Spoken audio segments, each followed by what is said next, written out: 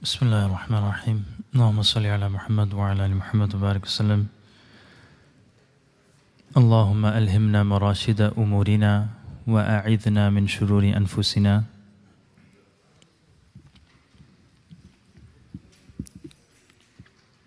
Yesterday we spoke a bit about good company, and we spoke about who is a good companion. We spoke about who was a bad companion.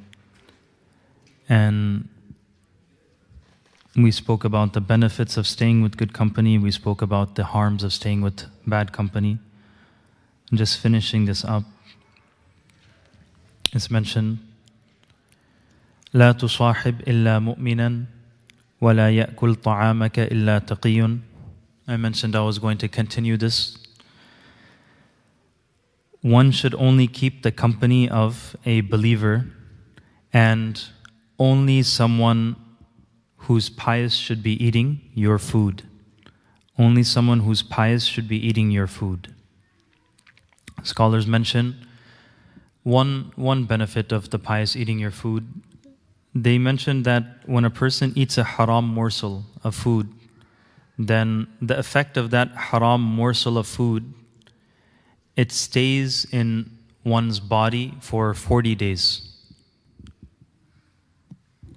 In Tirmidhi, it's mentioned that a person who drinks an intoxicant, his du'as aren't accepted for 40 days, because they say that's how long it remains in one person's body. So if we understand haram food to be like that, then haram food will affect the spirituality of a person for 40 days.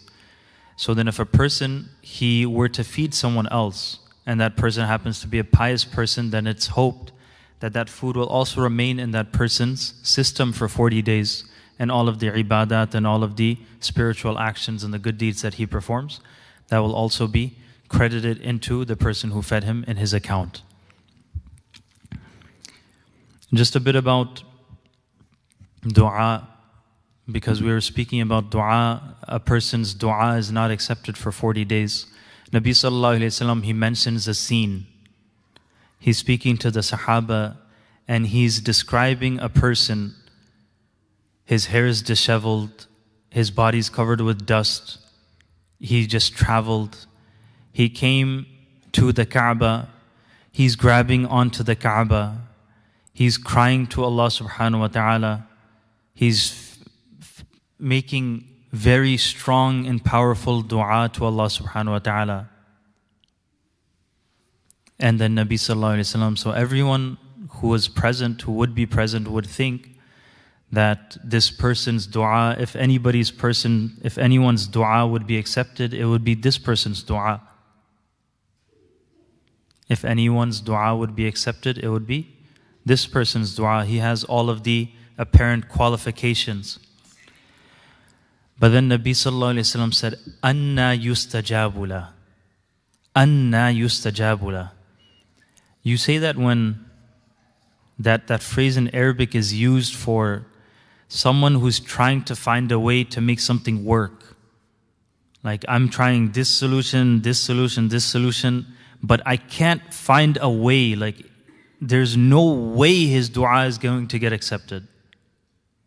And then he says, while he's eating haram food, his clothing is from haram sources, his income is from haram sources, he's drinking haram things.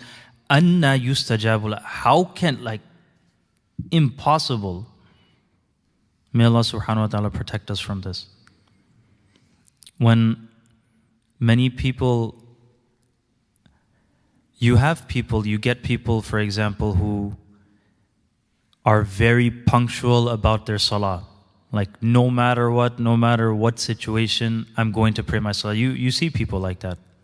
Like, you're traveling with some people, and then in the airport, it doesn't matter how many people, they will put down their musalla. It doesn't matter, on the plane, they're going to pray. Like, you have people like that. Like, no matter what happens, we have to pray salah. You have people who, they might say that about zakah. We have to give our sadaqah, we have to give zakat, we have to fast. But then very few people do you find who say, I have to make dua. We understand salah to be fard, but then very few people understand dua to be fard. In the classroom of fiqh, you know, what's halal and what's haram, what can you let go, what do you have to do, what don't you have to do? We'll say, yeah, okay, fine. You know, if you don't make dua, then it's fine. It's not fard, quote unquote. But then in the classroom of tasawwuf, in the classroom of spirituality, in the classroom of just being a better Muslim, it's not even a question. The question would be, what are you even talking about? How can you not make dua? Because the barometer or the yardstick of a person's iman, meaning like we ask ourselves individually, how much iman do I have at the current time? If a person wants to know, then all he has to do is he has to check how much dua am I making to Allah subhanahu wa ta'ala. Because the amount of dua, well, what is dua? Dua you're asking. Dua shows that you need something. So then if a person is not asking Allah subhanahu wa ta'ala, beniyaz hokar, he's not asking Allah subhanahu wa ta'ala, that means he doesn't need anything. If he doesn't need anything, that means he's independent. If he's independent, that means he's not a servant.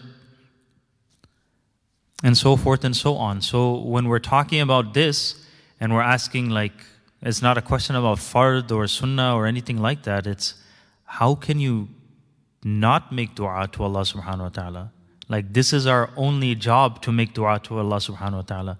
Allah subhanahu wa ta'ala mentions in Surah Al-Furqan, the last ayah, قُلْ مَا يَعْبَأُ بِكُمْ رَبِّي لَوْلَا دُعَاؤُكُمْ. If it wasn't for your dua, if it wasn't for the dua you make to Allah subhanahu wa ta'ala, Allah subhanahu wa ta'ala wouldn't even care about you. Ad-du'a'u mukhul ibadah. And another narration, ad-du'a'u huwal ibadah.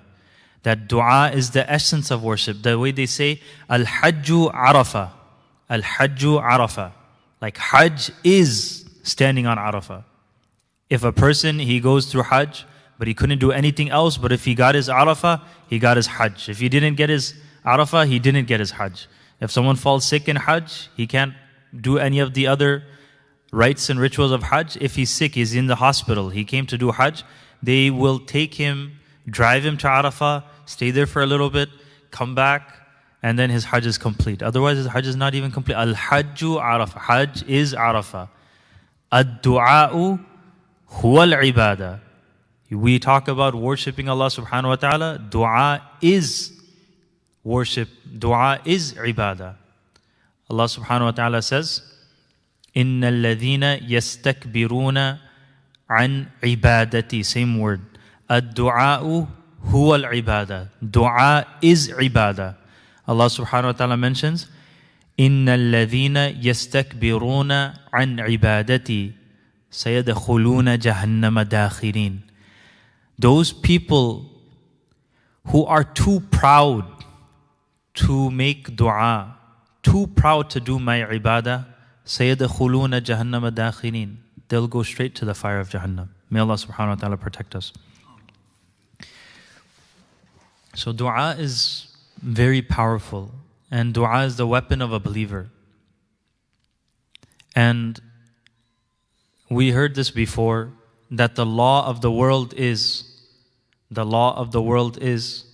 more you ask someone for something, the more irritated they get with you. The first time you ask them, second time you ask them, they get annoyed.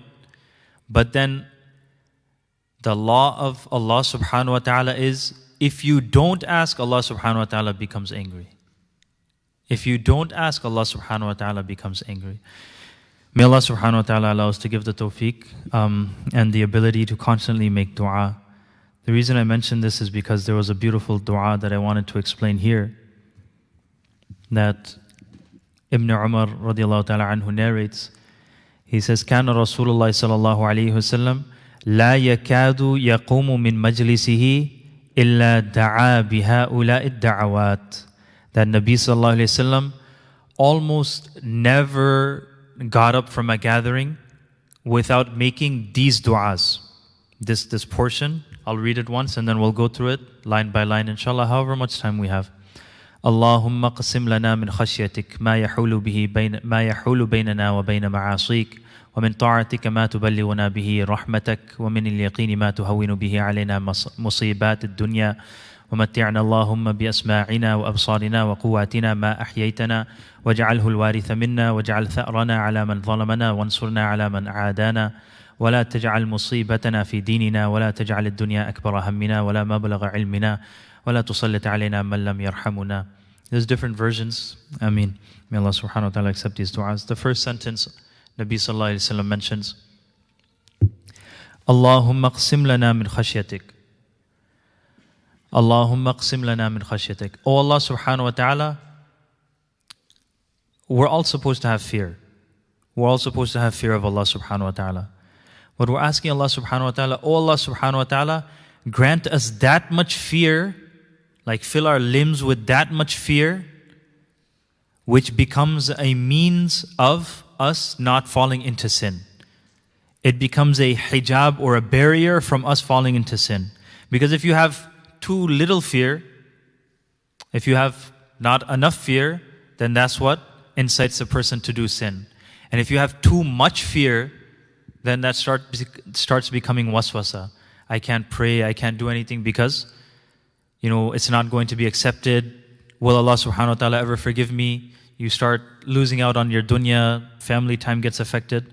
So Allah subhanahu wa ta'ala, just that right amount, اقسم لنا من خشيتك ما يحول به بيننا وبين معاصيك ومن طاعتك ما تبلغنا به رحمتك. Oh Allah subhanahu wa ta'ala, give us the ability to perform such righteous acts that will enter us into your paradise, will enter us into Jannah. وَمِنَ الْيَقِينِ مَا تُهَوِّنُ بِهِ عَلَيْنَا مَصَائِبَ الدُّنْيَا. In this narration, مُصِيبَات الدُّنْيَا. Give us that amount of belief and yaqeen which makes the disasters of this world easy for us. Every single person is going through some type of problem. No matter how rosy it looks on the outside, no matter how rich they may look on the outside, no matter how happy they may look on the outside, every single individual person is going through problems and difficulties. Sometimes what happens is the difficulty might be so difficult that a person ends up doing or saying things that he is not supposed to do. This is a very famous problem. It's called the problem of evil, like we heard before many times, especially in Salam. If Allah subhanahu wa ta'ala loves us so much, if Allah subhanahu wa ta'ala is so merciful, why does He allow such suffering to happen? I don't want to go into that. I mean, there's been a lot of seminars and everything, but just, you see these questions in themselves. Why do they arise?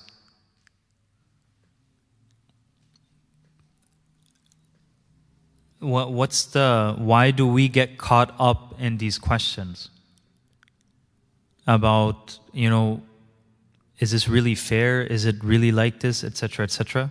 It's an entire category of questions. How could Allah subhanahu wa ta'ala let this happen? This doesn't make any sense. Things like that. We have to understand one thing, that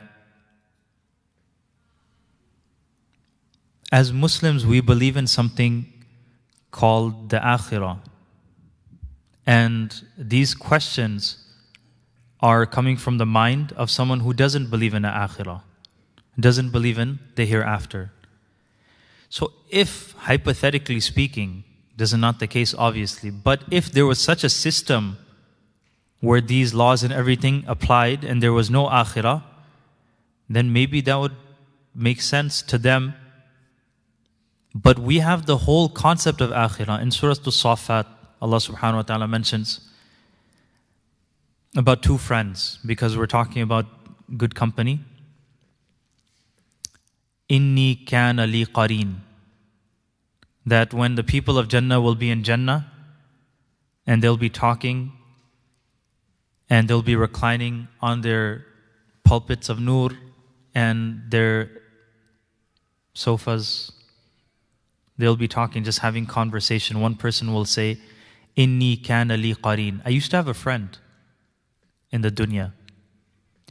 Yaqul, he used to always say, A innaka lamina al-musaddiqeen. It's like, do you really believe? A idha mitna wa kunna turaban wa idhaman a inna lamab'uthun. Do you really think when we die and we become dust, we're going to get resurrected? يقول أئنك لمن المصدقين أئذا متنا وكنا ترابا وإنا لمبعوثون أو إنا لمدينون.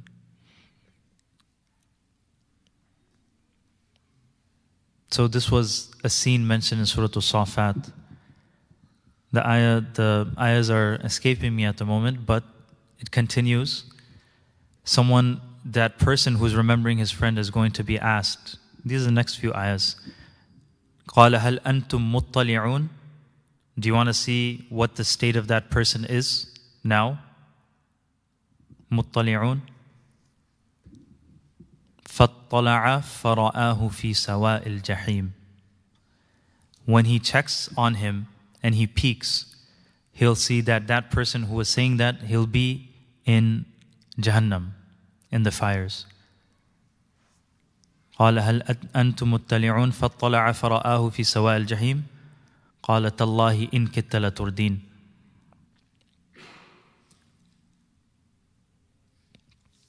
May Allah subhanahu wa ta'ala save us from that.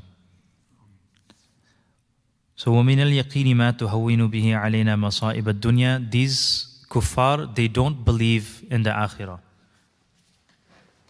Whereas Muslims, we believe in the akhirah. We believe in Allah subhanahu wa ta'ala. We believe Allah subhanahu wa ta'ala, just as He is Ar-Rahim, Allah subhanahu wa ta'ala is also the one who punishes. Allah subhanahu wa ta'ala is also the just. So everything will be, all the accounts will be settled on the day of Qiyamah. عَجَبًا لِأَمْرِ الْمُؤْمِنِ إِنَّ أَمْرَهُ كُلَّهُ لَهُ خَيْرٌ وَلَيْسَ ذَلِكَ لِأَحَدٍ إِلَّا لِمُؤْمِنٍ. Beautiful hadith. Nabi sallallahu alayhi wa sallam says, a believer, his situation is always amazing. How is it always amazing? If something good happens to him, he says, Alhamdulillah, he does shukr, فَكَانَ خَيْرُ اللَّهِ. That's going to be better for him. If something bad happens to him, he makes sabr, that's also better for him. So whatever situation happens to us, we know that Allah subhanahu wa ta'ala, if He's putting us through any trial, any test, we're being rewarded for it. The pangs of hunger that we suffer during the fasting throughout the day, we're getting rewarded for it. Hatta shawka, even a thorn prick, something as small as a thorn prick, we're getting rewarded for it. Allah subhanahu wa ta'ala in one hadith in Abu Dawood, it's mentioned, Nabi sallallahu alayhi wa sallam mentions that a person, he has a place predestined for him already in Jannah. But that person's deeds, they're not enough to guarantee that place. This is Nabi sallallahu alayhi wa sallam saying what's happening in the back end. So Nabi sallallahu alayhi wa sallam mentions that Allah subhanahu wa ta'ala tests him in this dunya, and through those tests He elevates his stages so that he can reach his desired place, that destined place for him. So we ask Allah subhanahu wa ta'ala for afiyah, and not to test us, but still give us the highest stages of Jannatul Firdaus. وَمَتِّعْنَا بِأَسْمَاعِنَا وَأَبْصَارِنَا وَقُوَّاتِنَا مَا أَحْيَيْتَنَا وَاجْعَلْهُ الْوَارِثَ مِنَّا. This is a dua for Allah subhanahu wa ta'ala to allow us to grant us our hearing and our eyesight and our strength for as long as You keep us alive. May Allah subhanahu wa ta'ala grant us this dua, keep us, our eyes healthy, our ears healthy, and everything, our strength and our body healthy as long as we're alive. وَجَعَلْ ثَأْرَنَا عَلَى مَنْ ظَلَمَنَا وَانْصُرْنَا عَلَى مَنْ عَادَانَا وَلَا تَجْعَلْ مُصِيبَتَنَا فِي دِينِنَا. I'm just skipping for the sake of time. وَلَا تَجْعَلْ مُصِيبَتَنَا فِي دِينِنَا. O Allah subhanahu wa ta'ala, do not allow any calamity to befall us on our deen. Do not allow any calamity to befall us on our deen. وَلَا تَجْعَلِ الدُّنْيَا أَكْبَرَ هَمِّنَا. don't make the dunya the greatest of our worries. وَلَا مَبْلَغَ عِلْمِنَا. And don't make dunya the only thing that we know about. These are very powerful du'as.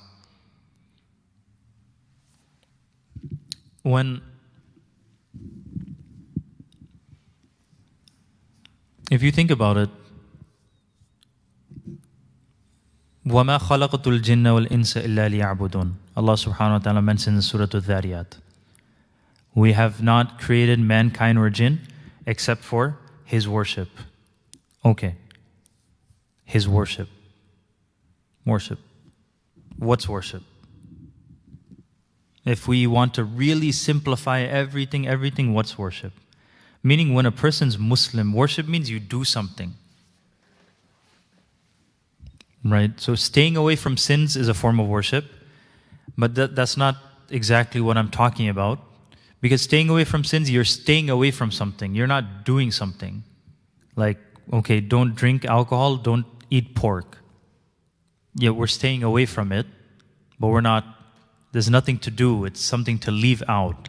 But something to do is, okay, give sadaqah, give zakat, do this, do that. This is do not do. So the do not do things, that's already there. But then what, as a Muslim, what do we actually have to do? I mean, if you think about it, right? There's a lot of nawafil that we have to do. Do we have to do them? Have to? I'm talking about like, what do you have to do? So then you'll say, we have to do the 5 pillars. Okay. What are the 5 pillars? Iman, inshallah, we all have Iman in our hearts. Alhamdulillah, we all have Iman in our hearts. So we always do that. Then Hajj.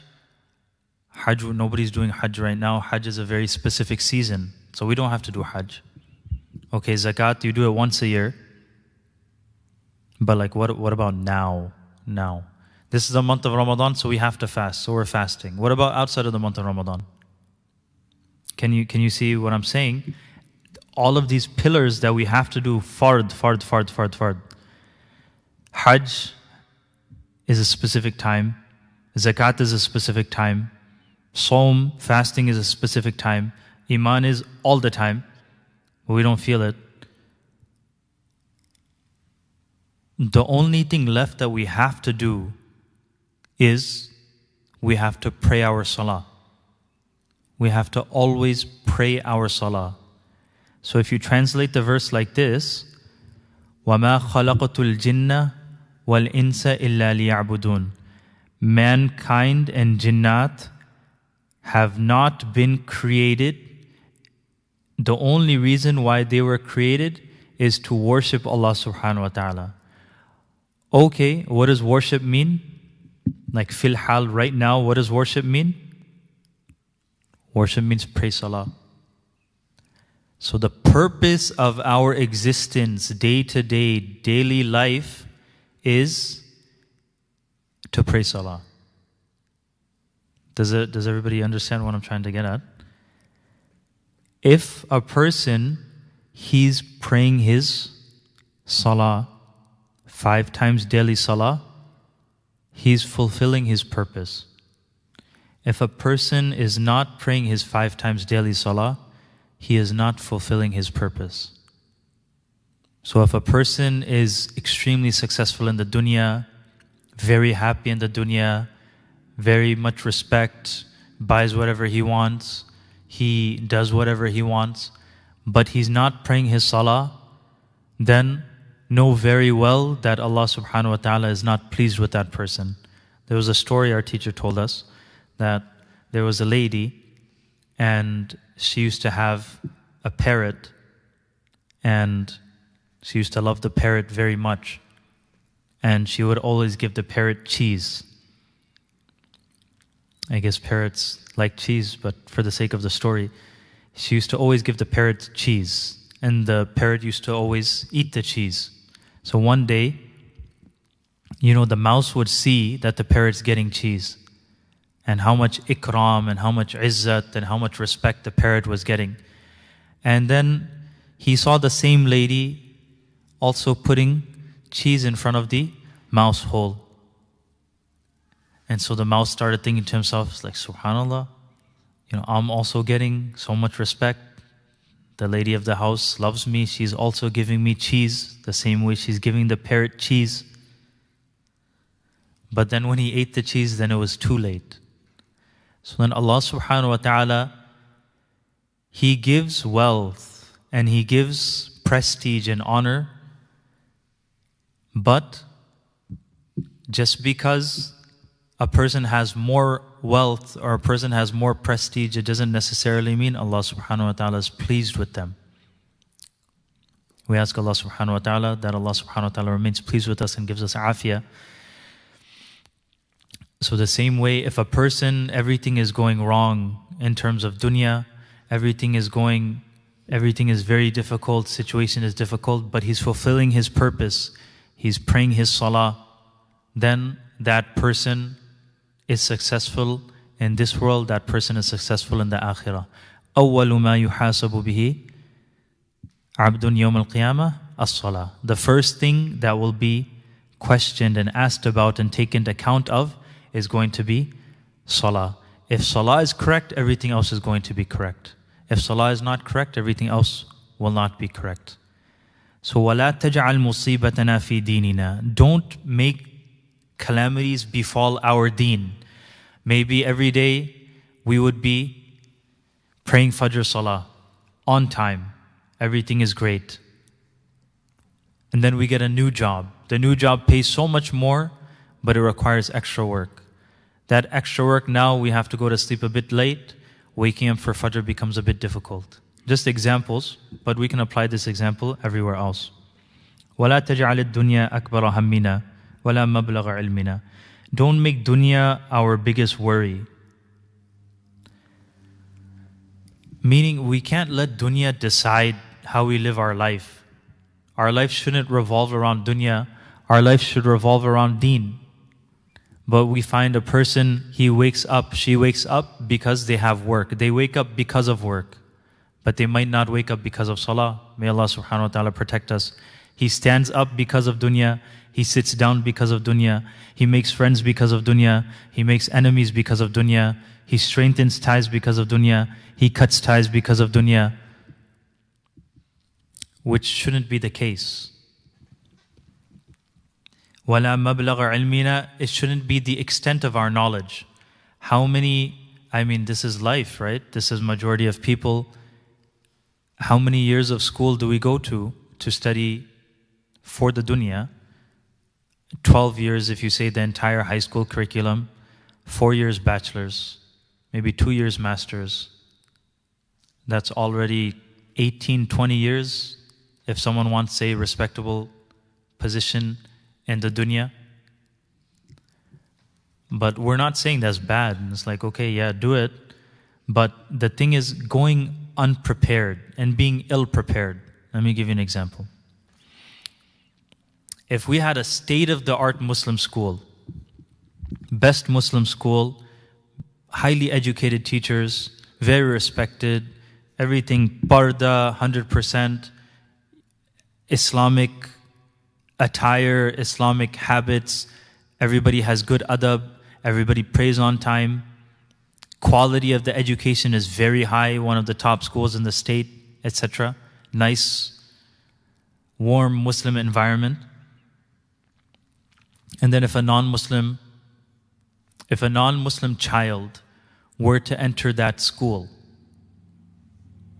and spend the formative years of his, and spend 12 years, and if you were to spend 16 years in that Muslim school,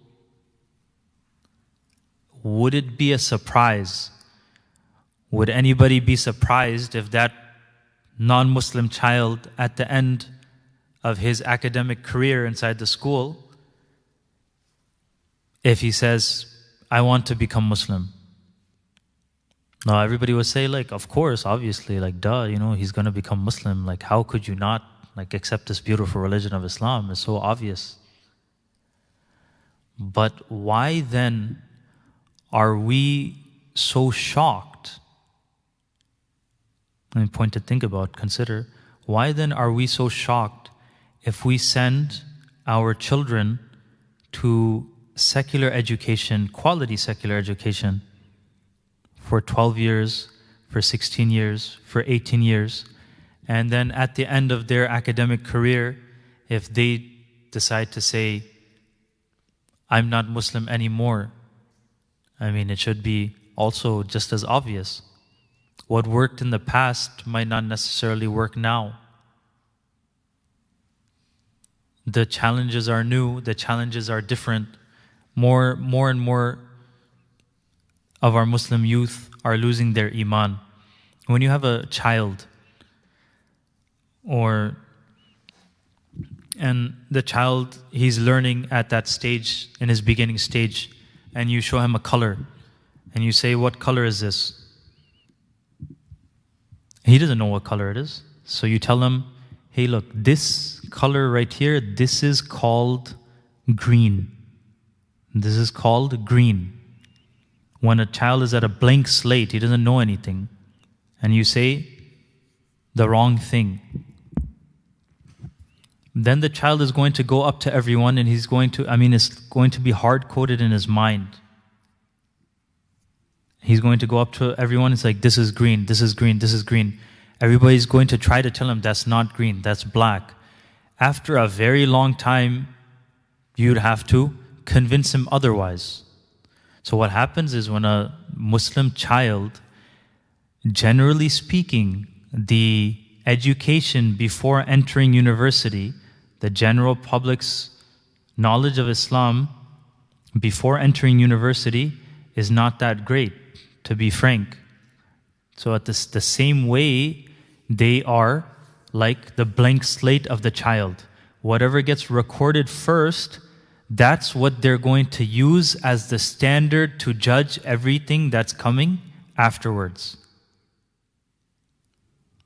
Whatever, like he heard it from a non-Muslim professor, she heard it from a non-Muslim professor, that's going to be the default.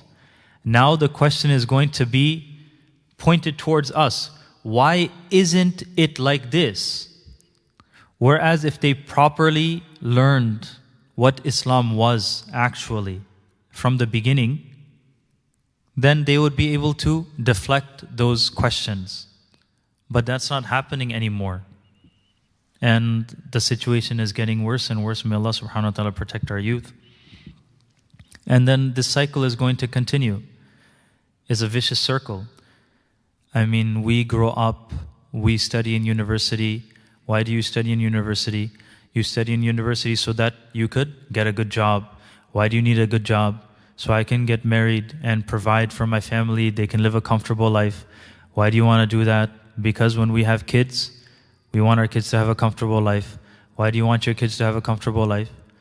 So they can grow up, they can go to school for the same amount of years, so they can get a good job. So why do your kids want a good job? So they can have a good family. Why do they need a good family? They need a good family because, I mean, vicious circle. You have to get out of the circle. I mean, the dunya, Nabi Sallallahu Alaihi Wasallam mentions the value of the dunya, that it's not even equal to the wing of a mosquito. Okay, wing of a mosquito, right? How big is a wing of a mosquito? We can't even see it. If the entire dunya, we understand what dunya is, right? The concept of dunya. What's dunya? There's sab'a samawat, 7 heavens.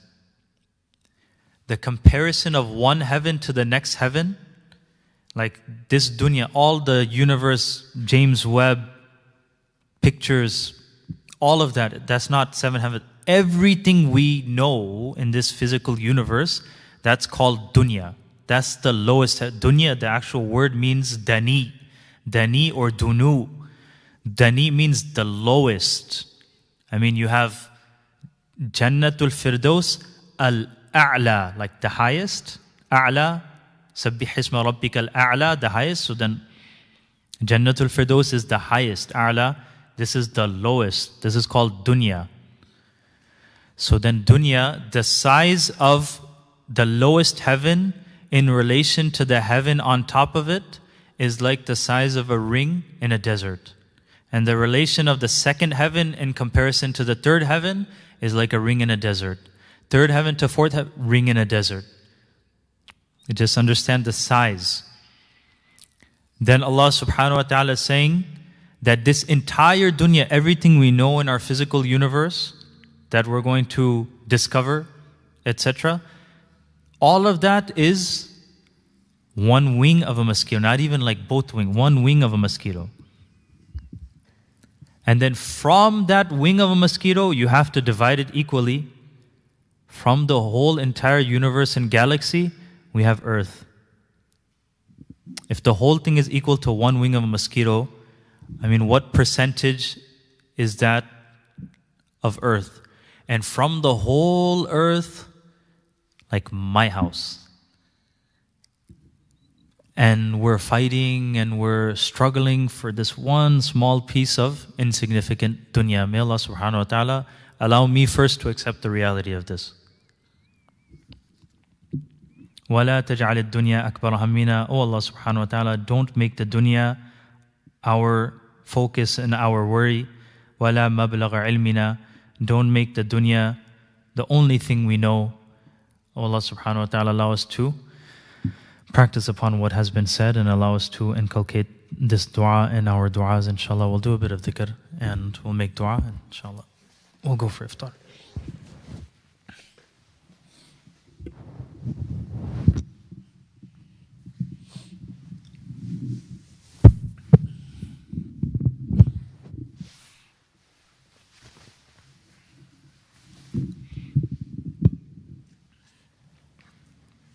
Bismillah ar-Rahman. Subhanallah walhamdulillah wa la ilaha illallah wallahu akbar. Subhanallah walhamdulillah wa la ilaha illallah wallahu akbar. Subhanallah walhamdulillah wa la ilaha illallah wallahu akbar. Subhanallah walhamdulillah wa la ilaha illallah wallahu akbar. Subhanallah walhamdulillah wa la ilaha illallah wallahu akbar. Subhanallah walhamdulillah wa la ilaha illallah wallahu akbar. Subhanallah walhamdulillah wa la ilaha illallah wallahu akbar. Subhanallah walhamdulillah wa la ilaha illallah wallahu akbar. Subhanallah walhamdulillah wa la ilaha illallah wallahu akbar. Subhanallah walhamdulillah wa la ilaha illallah wallahu akbar. Subhanallah walhamdulillah wa la ilaha illallah wallahu akbar. Subhanallah walhamdulillah wa la ilaha illallah wallahu akbar. Subhanallah walhamdulillah wa la ilaha illallah wallahu akbar. Subhanallah walhamdulillah wa la ilaha illallah wallahu akbar.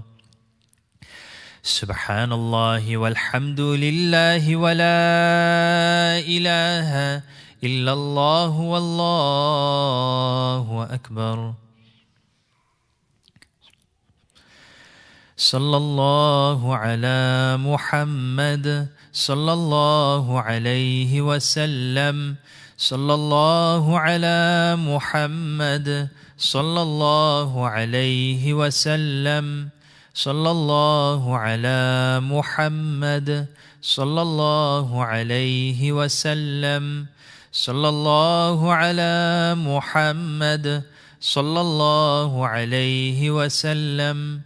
Sallallahu ala Muhammad, sallallahu alayhi wa sallam. Sallallahu ala Muhammad, sallallahu alayhi wa sallam. Sallallahu ala Muhammad, sallallahu alayhi wa sallam. Sallallahu ala Muhammad, sallallahu alayhi wa sallam. Sallallahu ala Muhammad, sallallahu alayhi wa sallam. Sallallahu ala Muhammad, sallallahu alayhi wa sallam. Sallallahu ala Muhammad, صلى الله عليه وسلم صلى الله على محمد صلى الله عليه وسلم صلى الله على محمد صلى الله عليه وسلم صلى الله على محمد صلى الله عليه وسلم صلى الله على محمد صلى الله عليه وسلم. أستغفر الله أستغفر الله أستغفر الله أستغفر الله أستغفر الله أستغفر الله أستغفر الله أستغفر الله أستغفر الله أستغفر الله أستغفر الله أستغفر الله أستغفر الله أستغفر الله أستغفر الله. الحمد لله رب العالمين. اللهم أنت السلام ومنك السلام تبارك يا ذا الجلال والإكرام. جزا الله عنا سيدنا محمد صلى الله عليه وسلم بما هو أهله. ربنا ظلمنا أنفسنا وإن لم تغفر لنا وترحمنا لنكونن من الخاسرين. لا إله إلا أنت سبحانك إنا كنا من الظالمين. رب ارحمهما كما ربياني صغيرا رب ارحمهما كما ربياني صغيرا رب ارحمهما كما ربياني صغيرا. ربنا آتنا في الدنيا حسنة وفي الآخرة حسنة وقنا عذاب النار وقنا عذاب القبر وقنا عذاب الحشر وقنا من سوء الحساب. اللهم إنا نسألك علما نافعا ورزقا واسعا وعملا متقبلا. اللهم إنا نسألك علما نافعا ورزقا طيبا وعملا متقبلا. اللهم إني أعوذ بك من علم لا ينفع. اللهم فقهني في الدين وعلمني الكتاب والحكمة والتأويل. اللهم أسألك علما لا ينسى. اللهم انفعنا بما علمتنا وعلمنا ما ينفعنا وزدنا علما. اللهم زدنا إيمانا ويقينا وفقها وفهما وعلما. اللهم ارزقنا علما ينفعنا وعملا يرفعنا. ربي زدني علما ربي زدني علما ربي زدني علما. اللهم إني أعوذ بك من الهم والحزن ونعوذ بك من العجز والكسل ونعوذ بك من الجبن والبخل ونعوذ بك من غلبة الدين وقهر الرجال. اللهم اقسم لنا من خشيتك ما تحول به بيننا وبين معاصيك ومن العمل ما تبلغنا به جنتك ومن اليقين ما يهون به علينا مصائب الدنيا. ومتعنا اللهم بأسماعنا وأبصارنا وقواتنا أبدا ما أبقيتنا واجعل الوارث منا واجعل ثأرنا على من ظلمنا وانصرنا على من عادانا ولا تجعل الدنيا أكبر همنا ولا مبلغ علمنا ولا تجعل مصيبتنا في ديننا ولا تجعل الدنيا أكبر همنا ولا مبلغ علمنا ولا تسلط علينا من لم يرحمنا. اللهم إنا نسألك من خير ما سألك منه نبيك محمد صلى الله عليه وسلم ونعوذ بك من شر ما استعاذ منه نبيك محمد صلى الله عليه وسلم وأنت المستعان وعليك البلاغ ولا حول ولا قوة إلا بالله العلي العظيم. ربنا هب لنا من أزواجنا وذرياتنا قرة أعين وجعلنا للمتقين إماما ولا تجعل في قلوبنا غلا للذين آمنوا ربنا إنك رؤوف رحيم. ربنا تقبل منا إنك أنت السميع العليم وتب علينا إنك أنت التواب الرحيم. اللهم ارحم موتانا وموتى المسلمين واشف مرضانا وموتى المسلمين. اللهم أعز الإسلام والمسلمين وأذل الشرك والمشركين. اللهم انصر المسلمين في سبيلك في كل مكان. ربنا تقبل منا إنك أنت السميع العليم وتب علينا إنك أنت التواب الرحيم. سبحان ربك رب العزة عما يصفون وسلام على المرسلين والحمد لله رب العالمين. آمين. Inshallah, please remember to stay engaged in dhikr and dua before iftar. The duas at iftar time are accepted.